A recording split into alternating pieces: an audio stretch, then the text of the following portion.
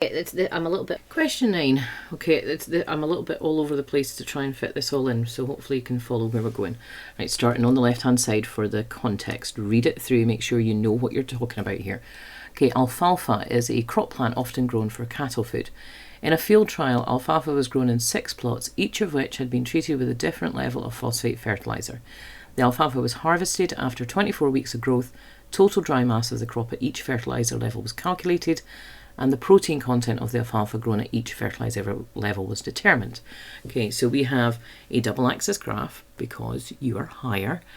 We have yield of total dry mass of the crop in tonnes per hectare is on the solid line. So this one, obviously reading to this side.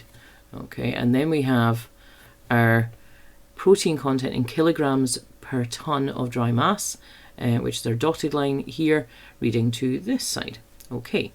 Right, we're up here now.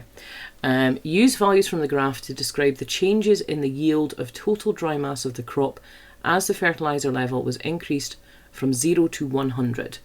Okay, so this is all about making sure you've got every point change. Okay, so we are going from 0 to 100. You must put in your units at least once for each of the things you're talking about. So we are looking at our yield. Okay, so we're only looking at this line, and we're going from 0 to 100, and we want to have all of our points in our change points. So you've obviously got to put your start point in. So this is saying at 0 kilograms per hectare of fertiliser, you had a yield of 3 tonnes per dry mass per hectare. Okay, now once you've said that, you can get away with now no longer putting units in as long as it's clear which one you're talking about each time. Okay, so you then increase fertiliser to 60, and there was an increase through all of that to, I can't read that carefully across from here, where we're going, 8.4.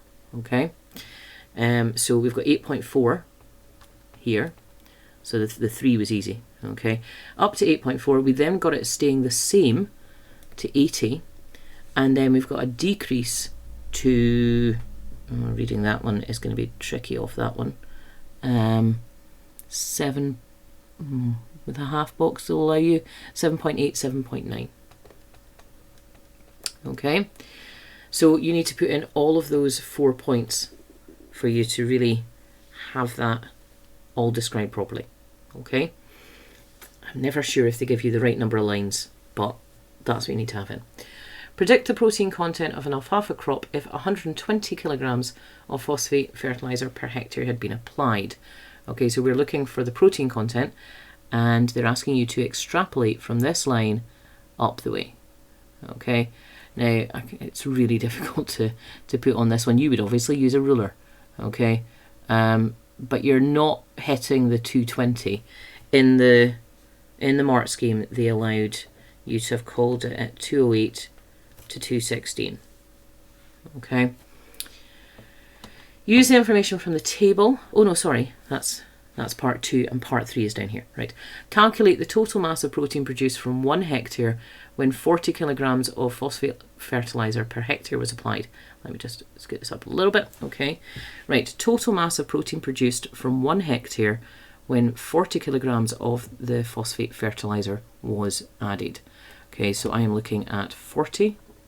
Okay, so I need to read this up, and I'm looking for the total mass of protein. So, if I can get up here. So what I need first of all is to work out what was my total mass overall, my dry mass. Okay, so my dry mass here, I have 7 tonnes per hectare. And then I need to work out how much of that is protein. So read this way. This one at least was on a nice line. Okay, so 120 kilograms per tonne. So I'm literally just doing 7 times 120 to get me 840 kilograms. Okay, right. In a feeding trial, can I get this in the right place? There we go. In a feeding trial, 3 groups of 10 cattle were fed with alfalfa of different protein contents over a 25-day period. The cattle were weighed at the beginning and end of this period, and the average increase in their body mass calculated. Okay, so we've got cattle group 1, 2, 3. we've got the protein content going from 80 to 90 to 120, and then you've got the average mass of the cattle going from 12 to 15 to 17. State how the design of the trial ensured the reliability of the results. Okay, so reliability is to do with repeating, so I'm looking for how they did that. They had 10 cattle in each group. That's it. Okay, we're up right hand side now. Using the information from the table, calculate the average increase in body mass per day of the cattle in group 2. Now this is the one where sometimes you have people trying to add and divide, when really all we're looking at is we're saying they put on, in group 2, 15 kilograms in 25 days. So you're saying how much were they putting on per day of that 25 days. So you're taking 15, you're dividing it by 25, and that gives you 0.6 kilograms per day. Suggest the phosphate fertilizer level which was applied in the production of the alfalfa which the cattle in group 2 were fed. Right, I'm sorry, but this one's going to have to be an up and down. Okay, so what we had was in group 2 they had 90 kilograms per tonne. So I'm going to go back up here.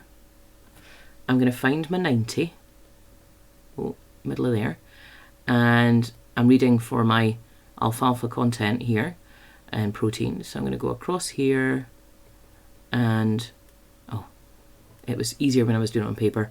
Okay, and read it down, and I have 20. Okay, 20 kilograms per hectare. Draw a conclusion about how phosphate fertilizer levels applied to the alfalfa affected the growth of cattle in the feeding trial. I think this is not a difficult one at all. Don't think it is trying to be difficult. I could see people getting tangled up in this. So we're going 80 to 90 to 120, and our increase in body mass went 12, 15, 17. So as you increase the protein content of the alfalfa, you increase the body mass. That's it. Okay. In terms of food security, let me scoot down a little bit. In terms of food security, explain why using agricultural land to grow cereal for human consumption rather than to grow cattle food would produce more food for humans per unit area. Okay, this is your trophic level thing. Okay, so if you have, let me just scoot this to the side. There we go. Okay, if you have a producer, goes to primary consumer,